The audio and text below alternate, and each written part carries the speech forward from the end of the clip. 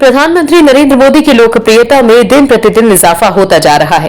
कई बार तो ऐसा साबित भी हो चुका है। स्वदेशी ही नहीं, विदेशी सर्वेक्षण संस्थान भी इस बात पर कई बार मोहर लगा चुके हैं कि ब्रांड मोदी के सामने अभी देश में ही नहीं, विदेश में भी कोई नहीं है। लेकिन विपक्ष की मानता ही नहीं। विपक्ष हर दूसरे दिन ये कहता सुनाई दे जाता है कि प्रधानमंत्री मोदी पर से लोगों का विश्वास कम होता जा रहा है, लेकिन फिर से विपक्ष के दावे औंधे मुंह गिर रहे हैं। राहुल गांधी ने भारत जोड़ो यात्रा के पूरे 145 दिन ये कहते नहीं थके कि प्रधानमंत्री की लोकप्रियता और विश्वसनीयता दोनों खत्म हो चुकी है। लोगों का पीएम मोदी जी पर भरोसा ही नहीं है। लेकिन फिर से राहुल गांधी के सपने को बड़ा धक्का लगा है, क्योंकि फिर एक सर्वेक्षण में यह बात साफ हो गई है कि पीएम नरेंद्र मोदी की लोकप्रियता और विश्वसनीयता दोनों ही 22 देशों के राष्ट्रीय अध्यक्षों के बीच सबसे ज्यादा है। यानी वैश्विक स्तर पर यह बात फिर साफ होती नजर आ रही है कि मोदी जैसा कोई नहीं। आखिर क्यों कह रहे हैं हम ऐसा, चलिए आपको बताते हैं इस रिपोर्ट में। मॉर्निंग कंसल्ट के ताजा सर्वे में दिख रहा है। सर्वे के मुताबिक पीएम नरेंद्र मोदी ने लोकप्रियता के मामले में 22 देशों के दिग्गज नेताओं को पीछे छोड़ दिया है। ताजा सर्वे में पीएम मोदी को 78% की अप्रूवल रेटिंग मिली है। आपको बता दें कि मॉर्निंग कंसल्ट की ये रेटिंग 26 जनवरी से 31 जनवरी के बीच की है। पीएम नरेंद्र मोदी के बाद इस लिस्ट में दूसरे नंबर पर मेक्सिको के राष्ट्रपति लोपेज ओब्राडोर है। उनकी अप्रूवल रेटिंग 78% है। इसके बाद तीसरे नंबर पर ऑस्ट्रेलिया के पीएम अल्बानीज है, जिनकी रेटिंग 58% है। वहीं चौथे नंबर पर इटली की प्रधानमंत्री जॉर्जिया मेलोनी है। मेलोनी की रेटिंग 52% है। अब आपको बताते हैं कि कैसे होता है सर्वे। मॉर्निंग कंसल्ट प्रतिदिन 20,000 से अधिक ग्लोबल इंटरव्यूज करता है। ग्लोबल लीडर को लेकर बनाया गया डाटा इंटरव्यू में मिले जवाबों के आधार पर तैयार किया जाता है। अमेरिका में इसका सैंपल साइज 45,000 है। वहीं अन्य देशों का सैंपल साइज 500 से 5,000 के बीच होता है। इस सर्वे ने दूध का दूध और पानी का पानी कर दिया कि विपक्ष मोदी को लेकर जो भी कह रहा है, लेकिन लोगों का भरोसा पीएम मोदी पर अब भी कायम है और मोदी के सामने कोई भी नेता दूर दूर तक दिखाई नहीं देता। भारत जोड़ो यात्रा के बाद भी राहुल गांधी की दाल नहीं गल रही। 2019 में बुरी तरह हारने के बाद राहुल गांधी ने अध्यक्ष पद से इस्तीफा दे दिया है।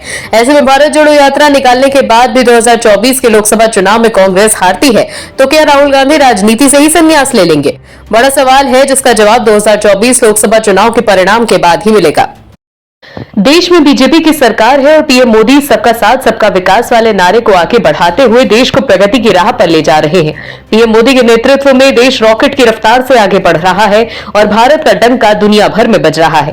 पीएम मोदी की सही नीतियों की वजह से ही अर्थव्यवस्था के मामले में भारत आज ब्रिटेन को पीछे छोड़ 5वें स्थान पर आ गया है और अब जो खबर आई है वो भारत के लिए काफी अच्छी है। वहीं राहुल गांधी को ये देखना चाहिए कि मोदी के नेतृत्व में देश कैसे विकास कर रहा है और नई ऊंचाइयों को हासिल कर रहा है। राहुल गांधी हर दिन पीएम मोदी और केंद्र सरकार को पानी पी पी कर कोसते हैं, लेकिन उनके पास देश के विकास के लिए कोई विजन नहीं है। मीडिया जब उनसे कोई सवाल पूछता है तो वो जयराम रमेश से जवाब पूछते हैं। ऐसे में उनकी बातों को सीरियस कौन लेगा? वहीं दूसरी तरफ अंतर्राष्ट्रीय एजेंसियों द्वारा जो आंकड़े सामने आए हैं, उससे तो यही लगता है कि भारत का नेतृत्व सही हाथों में है।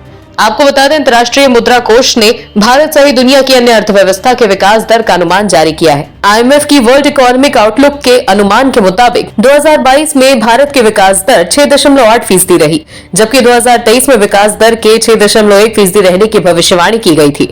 वहीं 2024 में भारत के विकास दर में वृद्धि होगी और ये 6.8 रह सकती है। आईएमएफ के आंकड़ों के मुताबिक 2023 में भी भारत की विकास दर अन्य देशों के मुकाबले सबसे ज्यादा रहने वाली है। 2022 के मुकाबले विकास दर में हल्की गिरावट के बावजूद भारत 2023 और 24 में दुनिया की सबसे तेजी से बढ़ती हुई प्रमुख अर्थव्यवस्था बना रहेगा।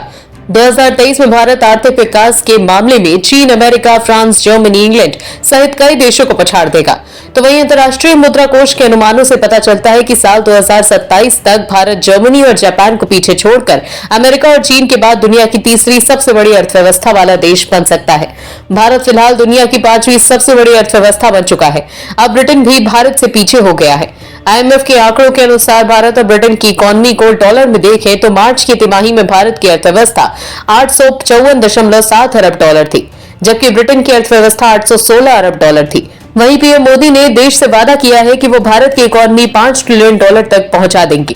ऐसे में आईएमएफ की रिपोर्ट के मुताबिक भारत साल 2027 तक 5.4 ट्रिलियन डॉलर की अर्थव्यवस्था वाला देश बन जाएगा, जो पीएम मोदी के 5 ट्रिलियन डॉलर के लक्ष्य से भी ज्यादा है।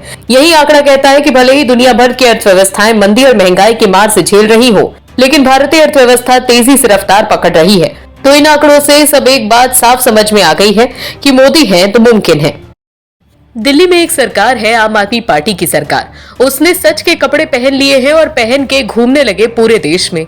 उनके सच के लिबास पर भरोसा कर दिल्ली और पंजाब के लोगों ने कपड़े देखकर पार्टी पर भरोसा कर लिया। पार्टी ने भी सच का लिबास पहनकर खूब चुनावी रेवड़ी भी बांटी। दिल्ली के बाद पंजाब की जनता ने भी केजरीवाल और आम आदमी पार्टी पर भरोसा कर भगवंत मान को मुख्यमंत्री की कुर्सी पर बिठा दिया। लेकिन क्या ही पता था कि आम आदमी पार्टी सत्ता में आते ही अपना रंग दिखाना शुरू कर देगी।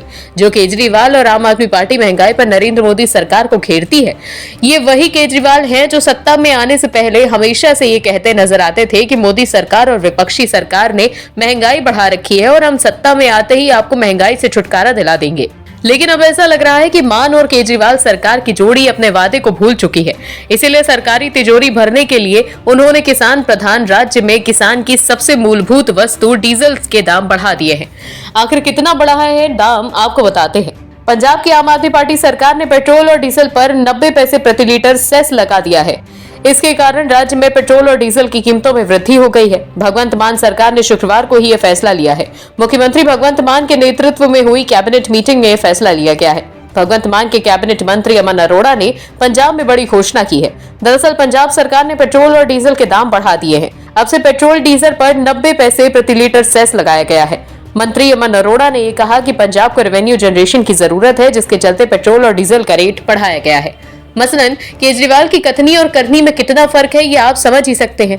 मोदी सरकार ने हाल ही में देश का आम बजट पेश किया है। इसको लेकर अरविंद केजरीवाल ने ट्वीट कर कहा था कि इस बजट में महंगाई से कोई राहत नहीं दी गई है, उल्टा महंगाई बढ़ेगी। लेकिन आम बजट पेश होने के 2 दिन बाद ही आम आदमी पार्टी की मान सरकार ने पंजाब की जनता को महंगाई का बड़ा झटका दे दिया है। ऐसे में क्या केजरीवाल की कथनी और करनी पर सवाल नहीं उठेगा? एक तरफ तो केजरीवाल मोदी सरकार के उस बजट पर सवाल उठा रहे हैं जिसमें जनता को बड़ी राहत दी गई है। इनकम टैक्स में छूट 5 लाख से बढ़ाकर 7 लाख कर दिया गया है, जिससे आम जनता को सीधा लाभ मिलेगा। इसके अलावा भी कई ऐसे फैसले लिए गए हैं जिससे किसानों, मजदूरों और गरीबों जैसे सभी वर्गों के लोगों को सीधा फायदा पहुंचेगा। अगले 1 साल तक गरीबों को फ्री में राशन देने जैसे कई फैसले शामिल हैं।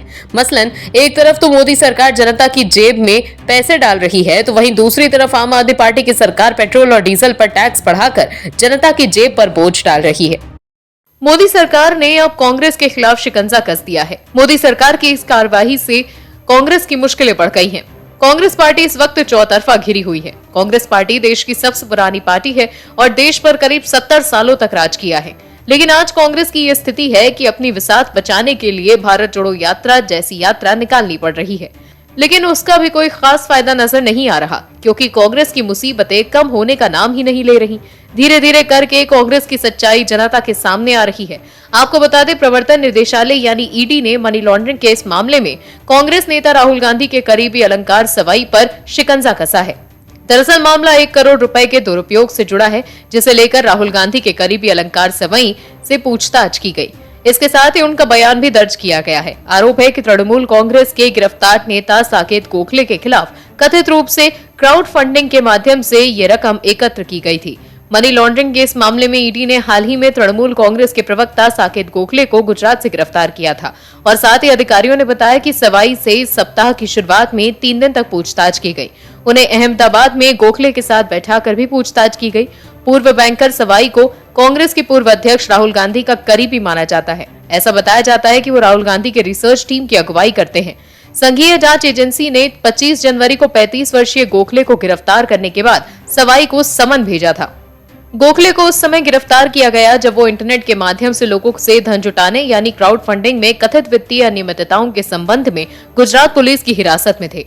ईडी ने उस दिन गोखले को रिमांड पर दिए जाने का अनुरोध करते हुए अहमदाबाद की एक अदालत को बताया था कि जब गोखले से 1 साल से अधिक समय में उनके बैंक खाते में जमा कराए गए करीब 23.45 लाख रुपए के बारे में पूछताछ की गई, तो गोखले ने बताया था कि ये पैसा सोशल मीडिया संबंधी काम और अन्य काम के लिए भारतीय राष्ट्रीय कांग्रेस के अलंकार सवाई ने दिया था।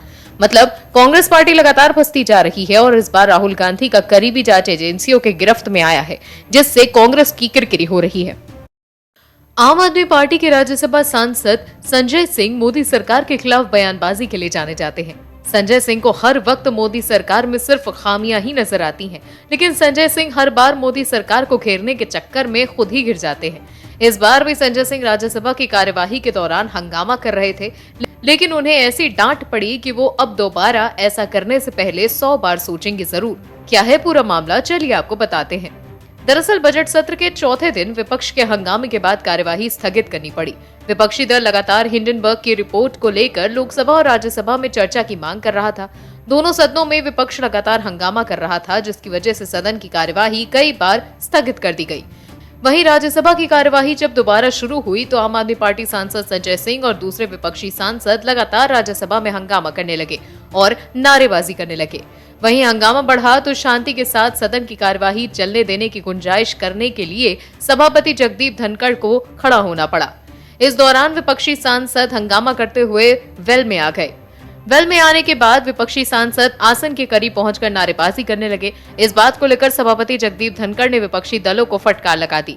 इस दौरान आम आदमी पार्टी के सांसद संजय सिंह पर राज्यसभा के सभापति जगदीप धनखड़ भड़क गए। उन्होंने आम आदमी पार्टी सांसद संजय सिंह से कहा कि मिस्टर संजय सिंह, आप मुझे फोर्स कर रहे हो। इसके बाद सभापति ने जो सदस्य वेल में आए उन्हें नियमों का उल्लंघन करार देते हुए क्वेश्चन नोट के साथ सदन की कार्यवाही 6 फरवरी को दिन में 11 बजे तक के लिए स्थगित कर दी। आप भी देखिए ये video.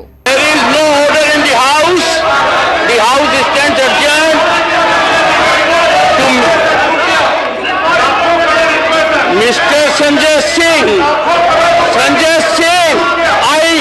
you are forcing me. You are forcing me now. Go to your seat. Go to your seat. Go to your seat. The House stands adjourned to meet at 1100 hours on Monday, 6 February 2023, with a caution note. Those who have come in the well of the House, violating the regime applicable here, will be dealt with. और भी videos देखने के लिए channel को subscribe करें और bell icon को दबाएं।